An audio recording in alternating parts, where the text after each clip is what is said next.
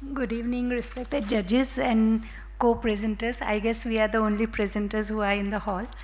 So it's a part of I'm presenting a part of the study of the largest study group. It's about the clinical profile of study of strabismus patients.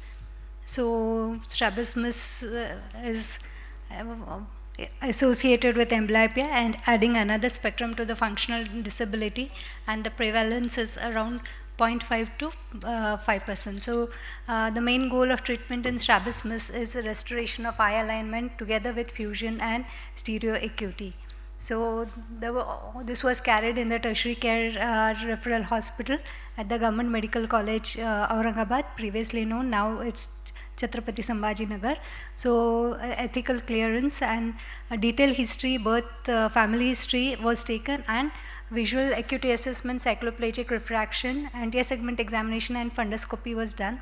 So coming immediately to the results, out of the 720 patients, we had almost 18% had strabismus, and in the 18% we had 55 cases of males and 74 were females.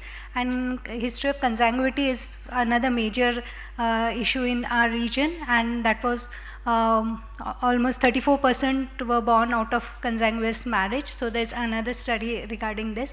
The premature cases which ma'am just highlighted were 4%, and NICU admissions were 15%, and amblyopia was diagnosed in 30%.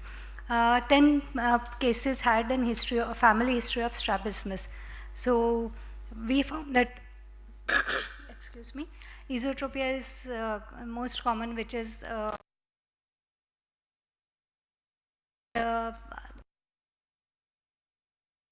of intermittent exotropia.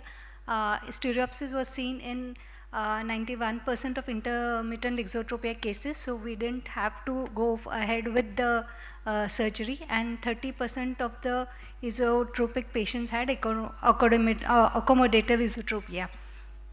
So total 14 patients were operated during this period. For exotropia were 8 and 5 for one who had esotropia with hypermetropia. So this is about exotropia and esotropia.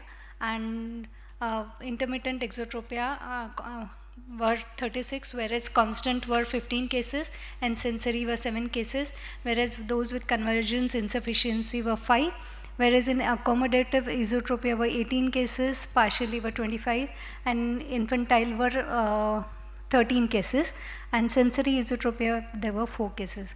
So it is a multifactorial influential trait and shows wide variations, and the geographical regions of the world had where sunlight was high had exotropia as the commonest form.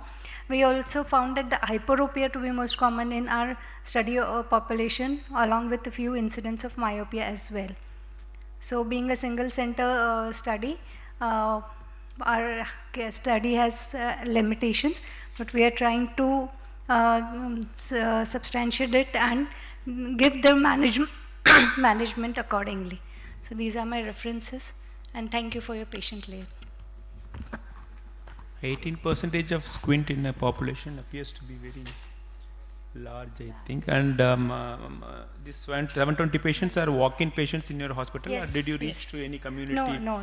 All coming to the OPD. So then means if you go to the community also, then the percentage might be bigger picture than what it is projected. Maybe because my OPD days are fixed, so they know that this is where pediatric ophthalm and squint clinic. So many might not come. Yeah. I mean, thinking that squinting is not a very major issue. Something. But that 18% is of the patients who are attending the OPD. OPD. It's Okay. not Not the population. Not of the population. Okay. Yeah.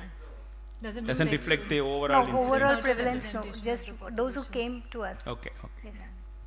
So ma'am, you said 91% with intermittent XT, and you did not operate them just because they had stereopsis? No, We still need to operate if the angle is large and the Newcastle scoring can be done or anything like that. But the paper published by Pradeep Sharma sir says that those who have good stereopsis, so we can give a trial like the exercises, pencil push-ups and the conversion. So we gave a You see trial good for that. results Yes. with that, Yes.